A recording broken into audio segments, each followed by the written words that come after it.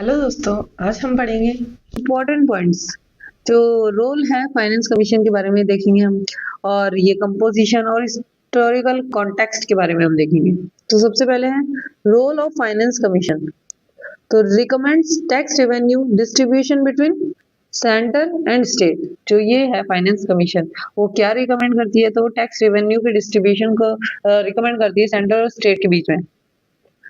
और डिटेल में अगर हम बात करें तो ये advice on grant and aid financial matters preferred by president. तो ये एडवाइस करती है, मतलब एक तरीके से एडवाइस करती है principle of governing grant and aid कि स्टेट को कितना देना चाहिए, और दूसरे फाइनेंशियल मैटर्स पे जो कि प्रेसिडेंट द्वारा रेफर किए जाते हैं।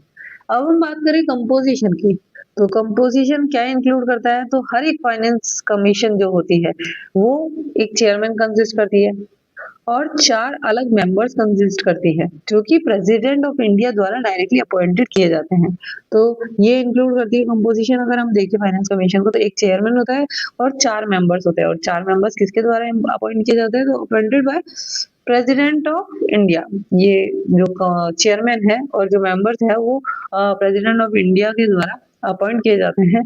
और जो मेंबर्स है वो क्या होते हैं, इसमें डिटेल में देखें तो members should have expertise in public finance, economics, administration and law. तो जो मेंबर्स होते हैं इसके, वो एक्सपर्ट, उनकी है ना एक्सपर्टीज होनी चाहिए इन टॉपिक्स पे, जैसे पब्लिक फाइनेंस पे, इकोनॉमिक्स पे, एडमिनिस्ट्रेशन और लॉ पे। अब हम बात करें हिस्टोरिकल कॉन्टेक्स्ट की। तो ये जो फर्स्ट फाइनेंस कमीशन है वो आई थी 1951 के अंदर, और चेयरमैन कौन थे उसका? केसी नियोगी थे। और इम्पोर्टेंट अगर हम बात करें तो जो ये फाइनेंस कमीशन थी उसने बहुत ही इम्पोर्टेंट रोल प्ले किया था इंडिया के फिस्कल फेडरलिज्म में। तो important for fiscal federalism in India. तो सिंस 1951 से जो फाइनेंस कमीशन थी उसने बहुत ही इम्पोर्टेंट रोल प्ले किया है ये शेप करने में इंडिया की फिस्कल फेडरलिज्म को। इस चीज का ध्यान रखना। अब हम इसके अंदर बात करें फाइनेंस कमीशन ऑफ इंडिया की। जो फाइनेंस कमीशन ऑफ इंडिया है वो क्या है? एक कॉन्स्टिट्यूशनल बॉडी है, इस चीज का ध्यान रखना। Constituted under article 280। तो 280 के अंदर कॉन्स्टिट्यूट की गई थी जो ये फाइनेंस कमीशन है उसको, of the constitution of India.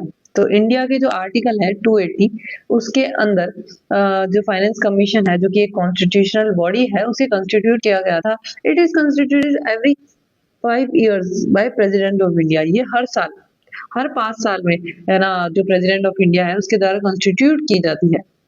तो ये इसके है ना, ये अभी इसके अंदर कितनी दे रखी है? तो 15 फाइनेंस कमीशन दे रखी है और उनके चेयरमैन के नाम दे रखे हैं। इसके अंदर ये जो ईयर दे रखा है वो कॉन्स्टिट्यूटेड ईयर है, ये टाइम पीरियड नहीं है। जैसे कि है ना, जो 15 फाइनेंस कमीशन थी वो 2000, मतलब उसका जो पीरियड था वो कौन सा था? वो 2000 से लेकर टू 2020 से लेकर 2025 तक था।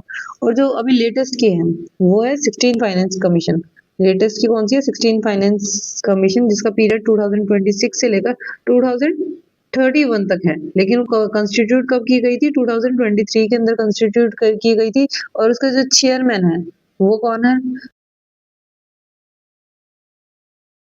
वो है श्री अरविंद पानागरिया। तो ये जो है श्री अरविंद पानागरिया, ये 16 फाइनेंस कमीशन के चेयरमैन है। अब हम देखेंगे मेमोरी ट्रिक्स के बारे में। इनको इसका आप स्क्रीनशॉट ले सकते हैं। जो फाइनेंस कमीशन है उनके नंबर दे रखे हैं, चेयरमैन दे रखे हैं और ईयर ऑफ कॉन्स्टिट्यूशन दे रखे हैं, टाइम पीरियड अलग अलग है। तो इसका स्क्रीनशॉट ले लो। नेक्स्ट बात करते हैं लेटेस्ट वाले का। ध्यान रखना कि भाई अभी जो है वो है श्री अरविंद पानागरिया, 16 फाइनेंस कमीशन के चेयरमैन है। और 16 फाइनेंस कमीशन का जो टाइम पीरियड है जो 5 साल का होता है वो 1 अप्रैल 2026 से 31 मार्च 2031 तक है। अब हम बात करेंगे मेमोरी ट्रिक की। मेमोरी ट्रिक अगर हमें याद रखना है तो ये देखो, जो 19 ये दे रखा है मेमोरी ट्रिक। 1950-60s के अंदर कौन आए? नियोगी आए थे, सनातन चाणक्य और राजा मनार आए थे। तो ऐसे ही करके ये 2000 तक ये एक मेमोरी ट्रिक है, इसको आप याद कर सकते हैं। देन है हमारा सुपर शॉर्टकट। लो नंबर मतलब ओल्ड, जितना कम नंबर होएगा उतना पुराना। मतलब जो 6 फाइनेंस कमीशन पहले आया था तो जितना कम नंबर उतना पुराना आया था। तो ये जो है फ्रीक्वेंटली आस्क एग्जाम में पूछे गए हैं क्वेश्चंस। इससे रिलेटेड, जैसे सिक्स्थ फाइनेंस कमीशन किसके द्वारा चेयरमैन की गई थी, तो K Brahmananda Reddy. Ninth finance commission तो एन के बी साल्वे।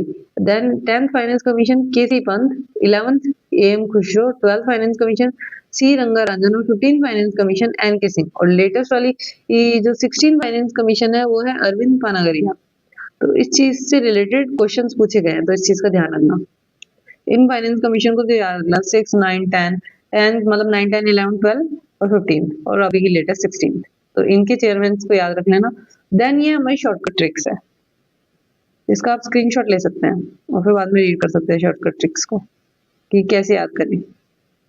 और ये पूरी पूरी 15 फाइनेंस कमीशन है, आप इसको है ना एक दो बार रीड करोगे तो थोड़ा माइंड में चीजें आ जाएंगी कि हाँ भाई ये जो चेयरमैन थे वो पहले आए थे, बाद में आए थे, ये कौन से ईयर में आए थे, इस तरीके से।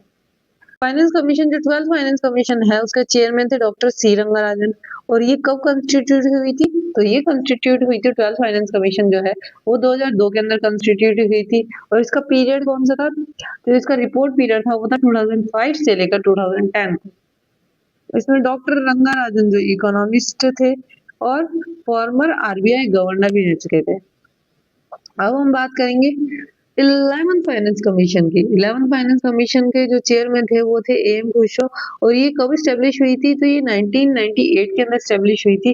और इसका जो रिकमेंडेशन पीरियड है वो कौन सा है, 2000 से लेकर 2005 तक। देन इसके है ना मतलब जो ए एम खुशरो थे वो कौन थे, एमिनेंट डेवलपमेंट इकोनॉमिस्ट थे।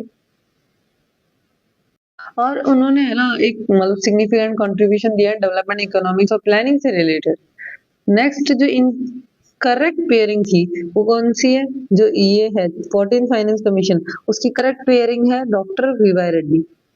और 15th फाइनेंस कमीशन जो है उसकी करेक्ट पेयरिंग है एन के सिंह। तो इनका रिपोर्टिंग पीरियड कौन सा है, 2015 से लेकर 20 और 2020 से लेकर 25 इनका रिपोर्टिंग पीरियड है 14th और 15th फाइनेंस कमीशन में।